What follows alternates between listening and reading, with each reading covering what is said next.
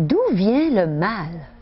On va en avoir une très bonne idée aujourd'hui à l'émission La Parole vivante.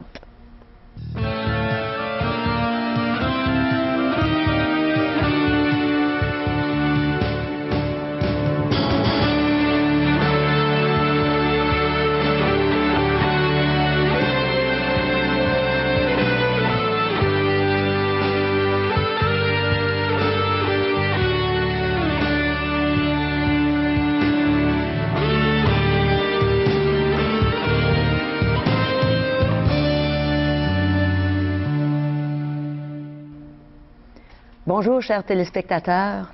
On continue notre belle présentation cette semaine intitulée « Espoir ». Quel beau titre! Quand on connaît d'où vient l'espoir, c'est merveilleux. On va entendre aujourd'hui un chant de Robert Goulet, qui est un très bon ami à moi.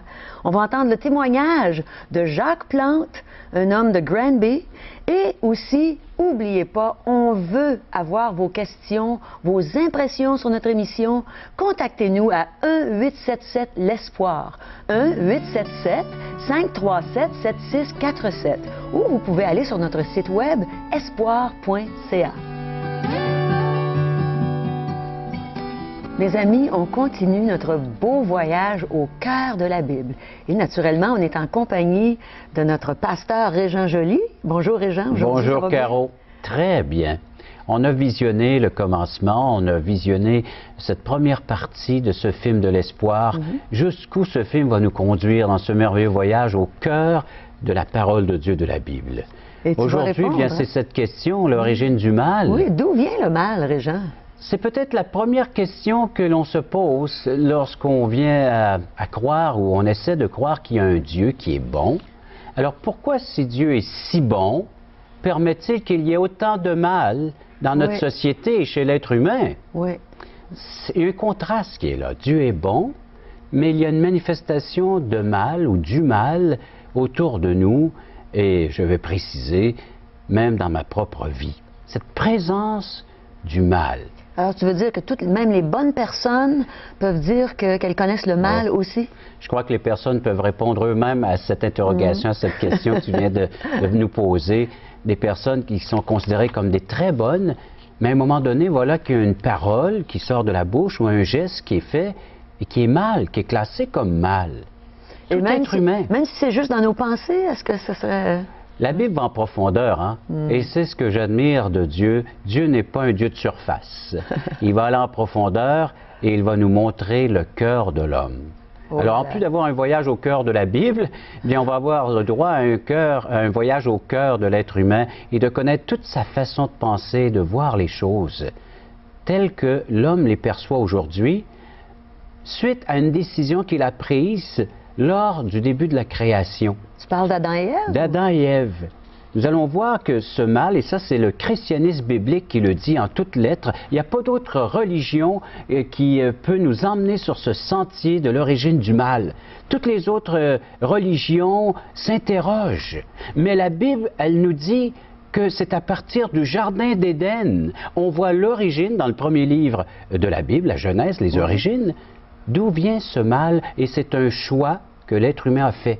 C'est sa volonté propre. Alors souvent, les gens vont dire « Ah, c'est la société qui m'entoure, elle est mauvaise, alors donc parfois, elle peut se déteindre sur moi et me conduire vers des actes ou des paroles qui vont aboutir au mal. » Mais la parole de Dieu dit que c'est bel et bien un choix de faire le bien, c'est-à-dire le contraire du bien que Dieu attend de chacun d'entre nous. On a été créés pour aimer Dieu et pour recevoir son amour. Et voilà pourquoi que Dieu va continuellement, à travers les prophètes, à travers les apôtres, à travers les écrits, nous ramener à ses commandements premiers d'aimer Dieu de tout notre cœur et d'aimer notre prochain. Il veut démontrer par là qu'il y a quelque chose de mal chez l'être humain qui doit être corrigé, changé. Alors, on va en savoir un peu plus long dans quelques instants.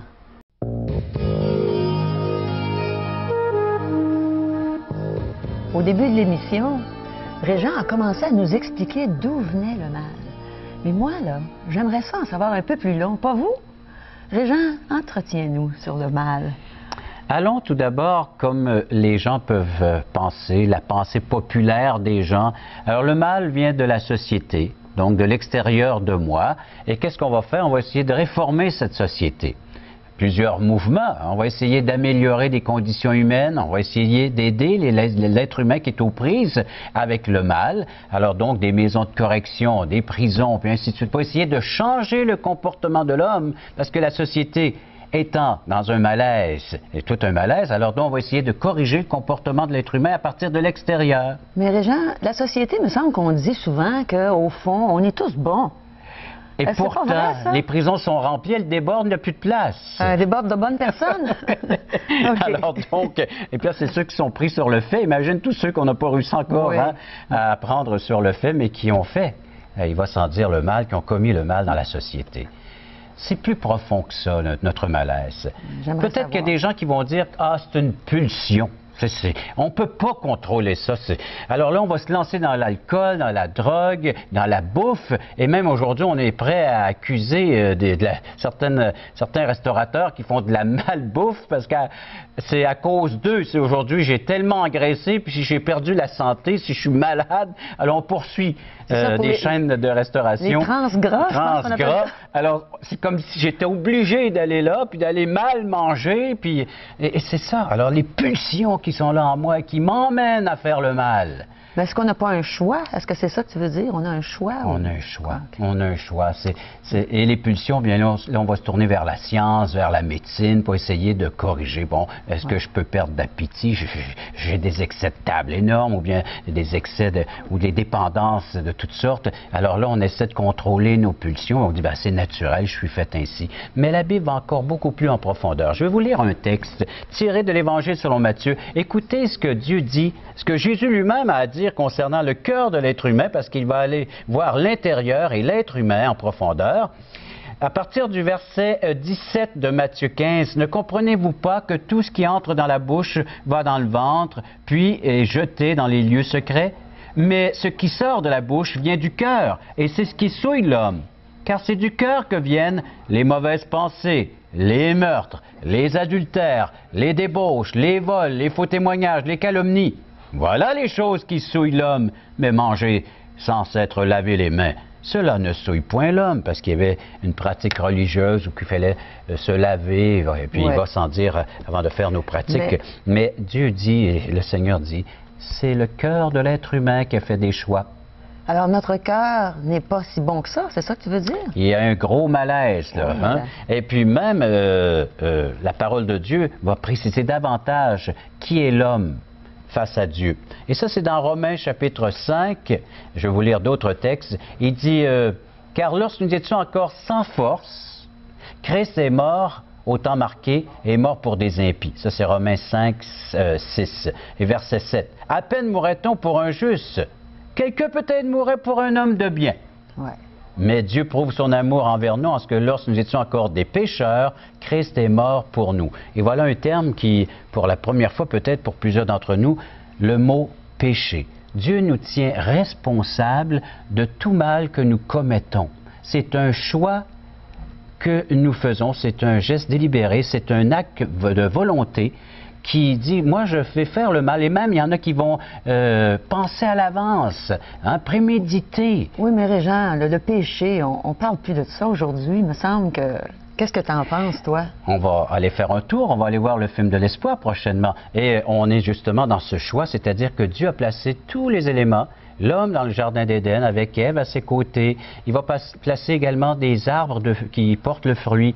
Et il va avoir l'arbre de la connaissance du bien et du mal. Il va avoir un arbre qui est défendu. Alors les choix.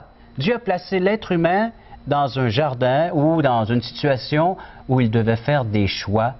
Et l'homme a fait le choix de désobéir, ce qui veut dire péché, désobéissance à Dieu. Il a choisi volontairement de faire contre Dieu. C'est pas le fait qu'il a mangé un fruit d'abord qui était péché. Non, c'est pas le fruit en tant que tel défendu, c'est l'acte qu'il a commis. La désobéissance. Désobéissance envers Dieu. Alors regardons notre film Espoir, je pense que ça va nous en dire encore plus long.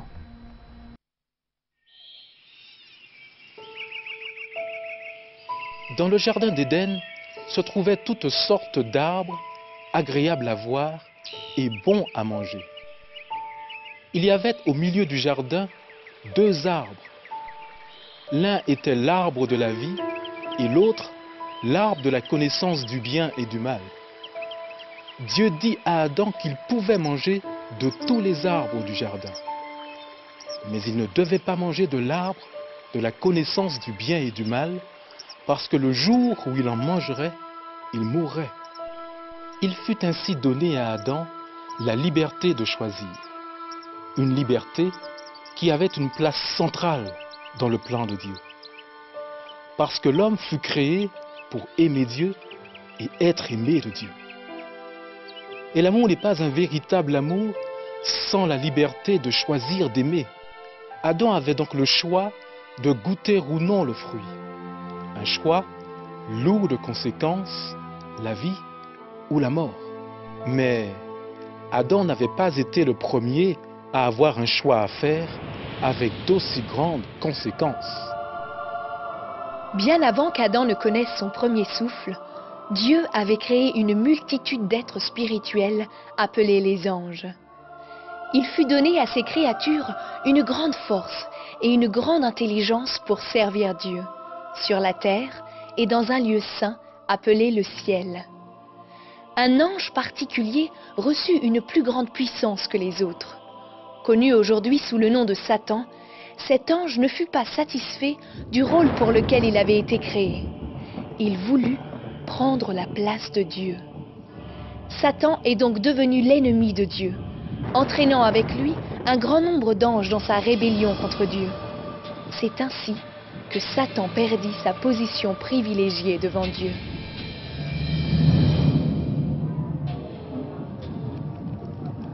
Les anges qui ont suivi Satan sont maintenant connus sous le nom de démons. Et bien qu'ils puissent se déguiser en anges de lumière, ils sont entièrement mauvais.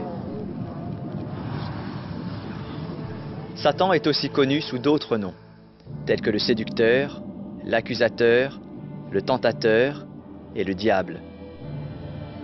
Satan ne peut pas vaincre Dieu, car Dieu est tout-puissant. Et le jour viendra où Satan et tous les démons seront jetés dans un endroit d'éternel tourment que Dieu a préparé pour eux, un lieu appelé l'étang de feu. Mais avant ce jour-là, Satan va faire tout ce qu'il pourra pour blesser Dieu, en essayant de détruire ce que Dieu aime.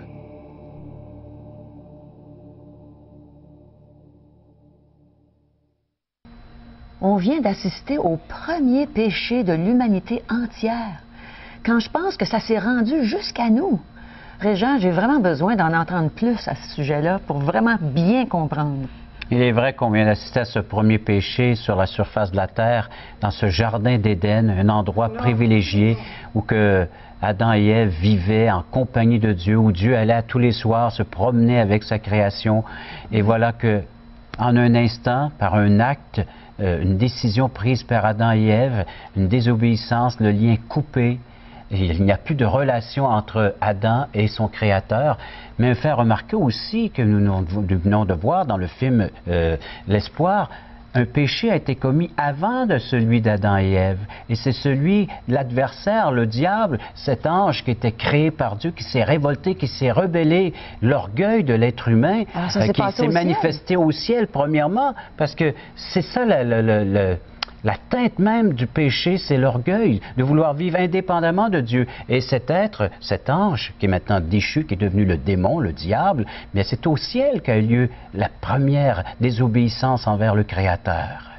Et étant des êtres éternels, alors Dieu a dû créer l'enfer pour ces êtres, maintenant qu'ils se sont révoltés contre Dieu. Alors, Dieu n'a pas créé l'enfer pour nous? Pas pour nous. Nous, maintenant, on a une seconde chance de pouvoir retourner dans ce paradis, dans cette présence de Dieu, dans cette communion intime. Mais regardez, et je vous lis un texte dans Matthieu chapitre 25, verset 41. Alors, c'est Jésus qui est en train d'enseigner à ceux qui veulent devenir ses disciples, dire comment procéder, puis comment agir en faisant du bien dans leur voisinage, dans leur entourage, à leurs prochains. Et verset 41, il dit, à ceux qui seront à sa gauche, à ceux qui n'auront pas fait le bien, mais qui auront décidé de faire le mal. Retirez-vous de moi, maudits, allez dans le feu éternel qui a été préparé pour le diable et pour ses anges. Alors Dieu n'avait jamais préparé ça pour nous. Tous ceux qui demeureront dans cet état de révolte, de rébellion, parce que chaque fois qu'on pêche, on est en train de dire à Dieu, gars, je n'ai pas besoin de toi, je suis capable de m'arranger par mes propres moyens, mes propres capacités. Alors c'est l'orgueil qui nous pousse à agir de la sorte. Dieu dit bien, tous ces gens-là qui suivront les voies de Satan et du diable, alors iront dans ce lieu qui a été créé pour eux. Alors l'enfer existe vraiment? La Bible en parle et puis le film L'Espoir va nous en parler aussi dans les prochains chapitres. Alors nous allons voir pourquoi les hommes ne deviennent-ils pas plus sages malgré leur connaissance, leur savoir? Pourquoi est-ce qu'ils ne deviennent pas moins égoïstes? Pourquoi est-ce qu'ils ne deviennent pas plus gentils et généreux à travers les siècles? Pourquoi? Alors, on s'en va pas en s'améliorant, je pense. Hein? Bien, on voit le contraire. Hein? Et la Bible, eh bien, appelle le mal le péché. D'après la définition de la Bible, c'est fondamentalement la volonté de vivre indépendamment de Dieu. L'orgueil de croire qu'on peut vivre sans Dieu. Est-ce qu'on pêche tous, Régent? Tout le monde? Tout le monde. Sans exception. Bien. Je m'en vais te lire un autre texte, puis à nos amis également qui sont à la maison.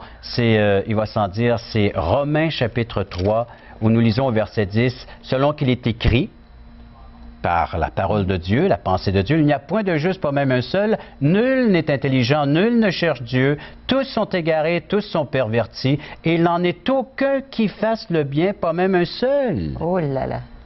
On a besoin que Dieu nous enseigne sur le bien. Et à ça, je rajoute une pensée de l'apôtre Paul, qui a été, on l'avait vu dans les émissions précédentes, monté jusqu'au 3e ciel pour recevoir des messages de la part de son maître, le Seigneur Jésus. C'est dans 2 Timothée chapitre 3, verset 1. « Sache que dans les derniers jours, il y aura des temps difficiles. » Alors, on parle justement de l'avenir. Ça a été prédit il y a 2000 ans. Puis regardez, c'est en train de nous décrire le comportement de l'être humain dans notre société moderne aujourd'hui, civilisée, hein, et qui est remplie de connaissances. Les temps difficiles, car les hommes seront égoïstes, amis de l'argent, fanfarons, hautains, blasphémateurs, rebelles à leurs parents, ingrats, irréligieux, insensibles, déloyaux, calomniateurs, intempérants, cruels, ennemis des gens de bien, traîtres, emportés, enflés d'orgueil, aimant le plaisir plus que Dieu et ayant l'apparence de la piété, mais reniant ce qui en fait la force. Oh là là! Est-ce que ça décrit notre société dans laquelle nous vivons et nous sommes? Oui, c'est vraiment un bon portrait. Est-ce que Dieu est juste? Il vise dans le mille et dit, si vous ne vous repentez pas ou si vous ne changez pas votre manière de vivre, si vous ne revenez pas vers moi, ça va aller mal sur la terre à cause du comportement de l'être humain. Et il nous est décrit par ces adjectifs, et c'est nous. Et comment est-ce qu'on fait pour changer de direction? Repentance, aller vers Jésus-Christ, le chemin. On a parlé de la Bible comme étant une carte routière.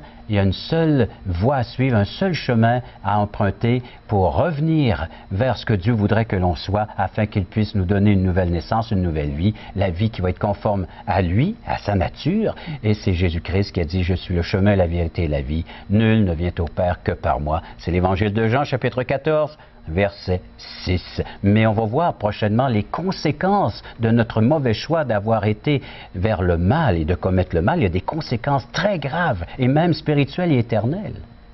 Eh bien, merci Régent. On va voir maintenant justement un chant qui nous indique comment faire le contraire du mal.